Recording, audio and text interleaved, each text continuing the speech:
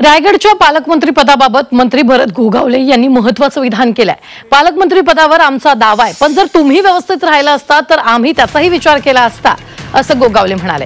तुम्ही तुमची असलियत दाखवली, आता आम्ही आमची असलियत दाखवतो, असं गोगावलेंनी सुनील तटकरे यांना सुनावलेलं आहे। आम्ही कुणाच्या पायाला पाय लावत नाही, पण आम्हाला कोणी जाणून बुजून पाय लावला तर त्याचा जय महाराष्ट्र केल्याशिवाय राहत नाही, असा इशारा गोगावलेंनी दिलाय।